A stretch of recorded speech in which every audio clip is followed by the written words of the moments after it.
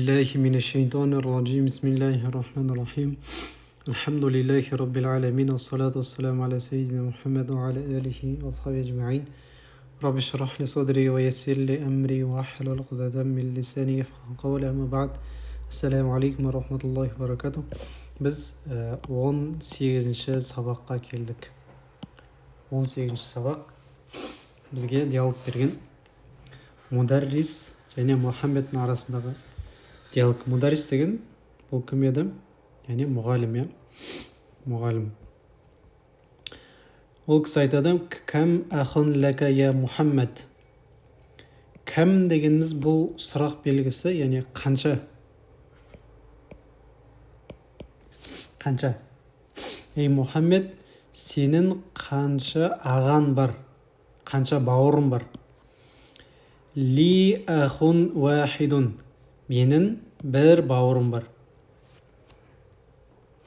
Уакам ухтан лака.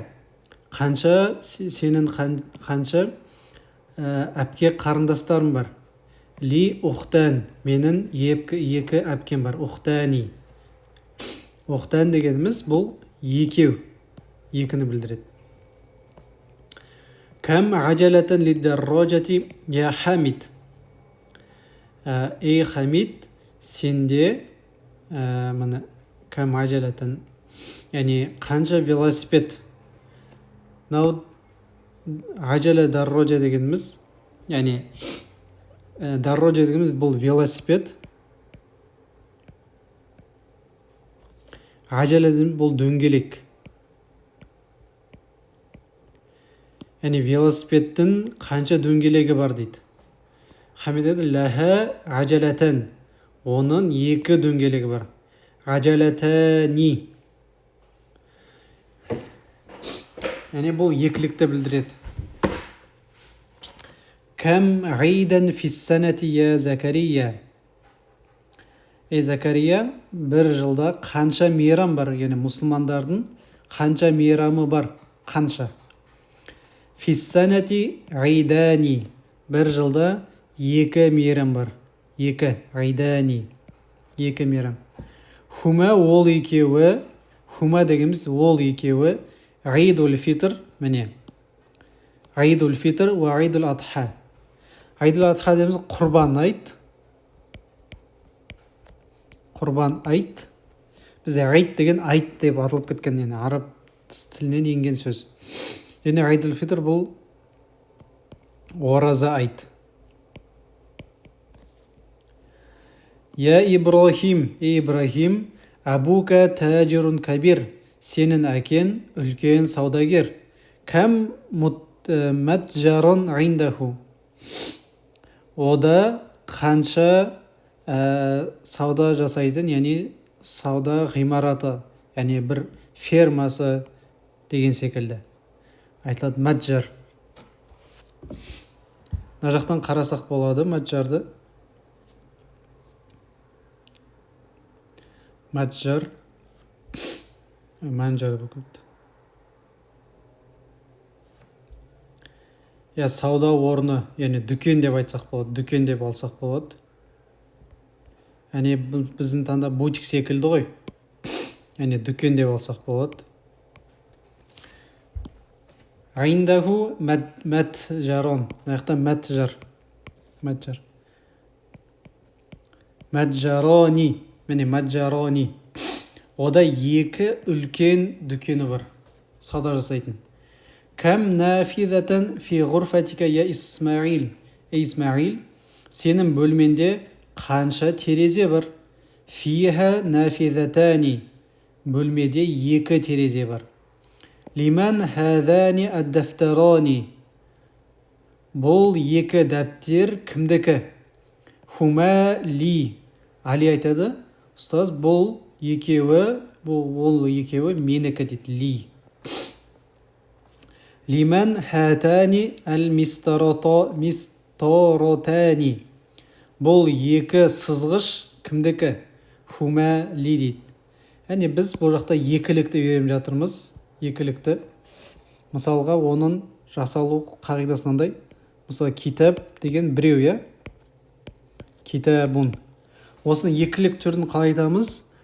Яғни оған осы сөзге, китап деген сөзге әлиф және нун жалғаймыз. Яғни әни деген. Фатха мына жақта әлиф, сосын әни деген. Сонда не болады? Мына жақта китап болса, соны әни қосамыз, сонда китабәни.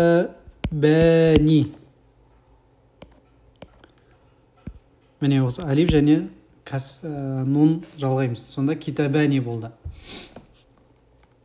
Тағы мысал, қолам, қоламын, соған әни қосамыз, әни дегенде. Сонда қола, бүйтіп көрсетсем болады. Қоламәни. Қоламәни. Әне осылай екілік түрде жасалынады. Төмендегідей сұрақтарға жауап береміз. Мустамилен әл-мусанна. Яғни араб тілінде екілікті осы мусанна дейді. Екілік. Біз оның алдында муфрод деген өттік. Муфрод ол жекеше. Сосын әл-мусанна.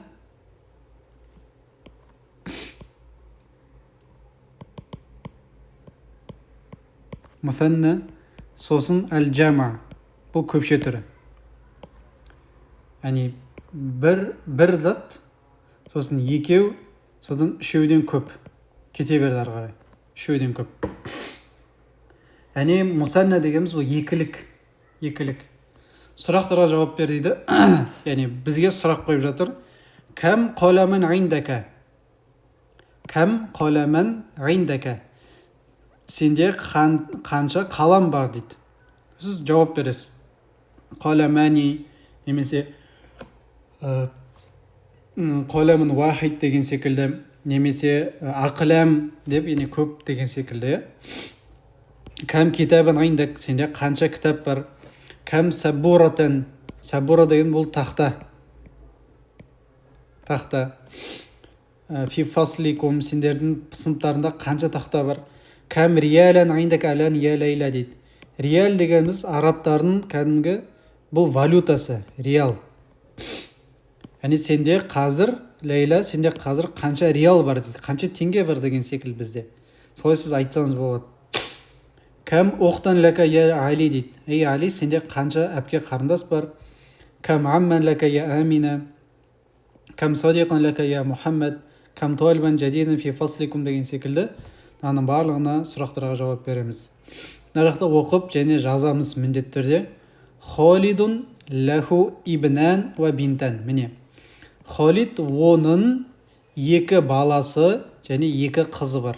Яғни екі ұл бала және екі қыз бала. Лаху дегеніміз оның. Яғни Холид оның екі баласы, екі қызы бар. Ибнани, бинтани.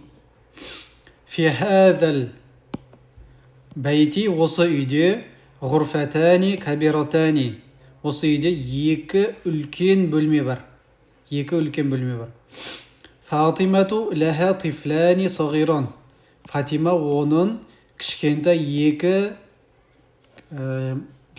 екі баласы бар. Тифлан дегеніміз бұл бала.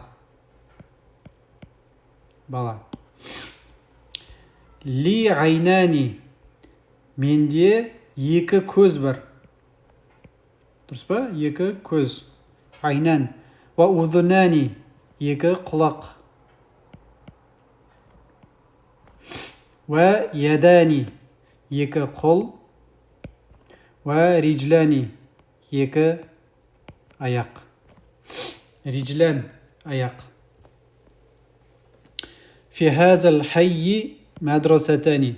Осы ауданда, хай дегеніміз бұл аудан, яғни район. Осы ауданда екі мектеп бар. Солатул фаджри ракаатани.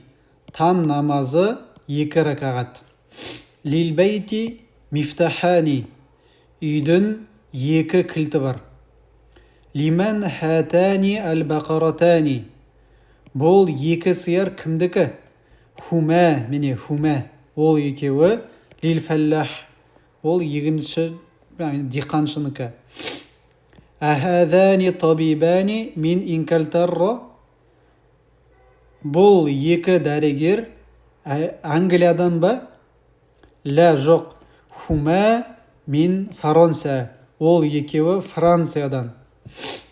Фи қарияти масжидани сағирани менің ауылымда кішкентай екі мешіт бар. Кішкентай екі мешіт бар. Мына жақта кәм дегенге сұрақ қойып үйренеміз. Мысалға кәм ұқтан, яғни кәм деп айтқан кезде келесі сөз осылай қойылу керек.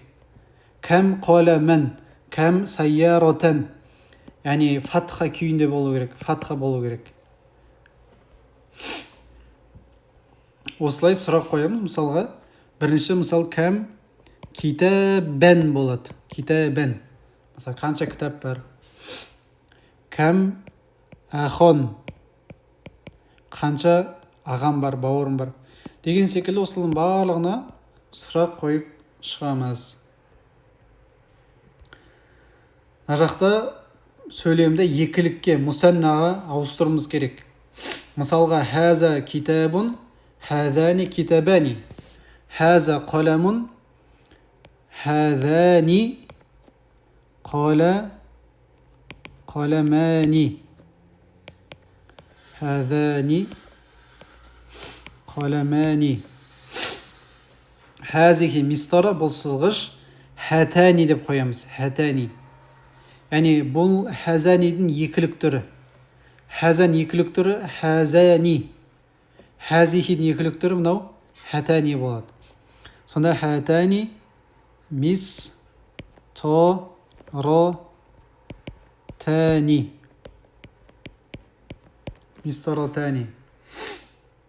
هذا طالب درس هذان طالبان هذه طالبة هاتان بود هاتان طالبتان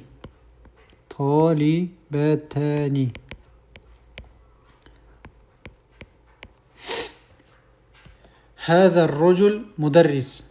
қалай қоямыз? هذان الرجلان مدرسان болады. Яғни мынаның барлығын өзгертуіміз керек екілікке.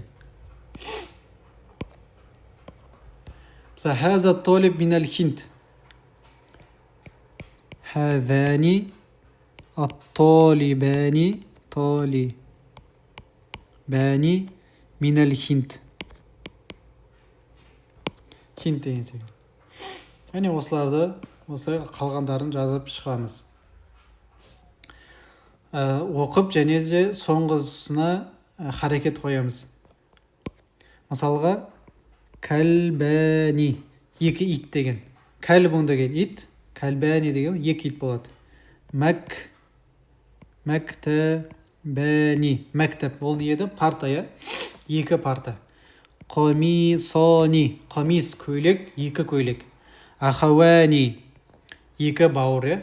Мин ахауани болады. Миндилани, миндил, яғни қол орамал. Мисторотани, сызғыш, екі сызғыш. Ухтани, екі әпке қарындас. Имроатани болады, яғни екі әйел деген мағына. Келесі сөздерді екілік айналдырамыз. Мысалы сайяро қалай айналдырамыз? Сайяротани. Табиба, табибатани болады. Табибатани. Валадун, валадани. Луғатун, луғатани. Неге түсінікті, я? Луғатани. Тілде, екі тіл деген мағына.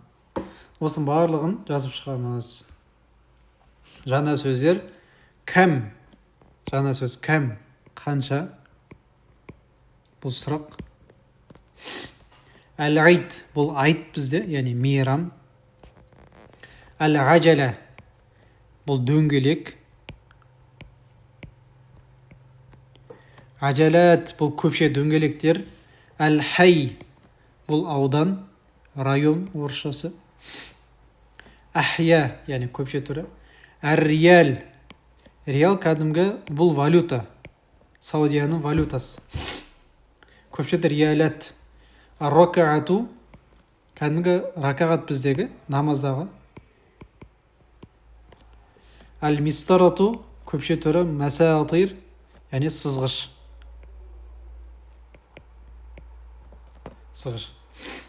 Осы сөздерді жазып, жаттап аламыз. Ва ахиру дa'wana анил хамдулиллахи rabbil alamin.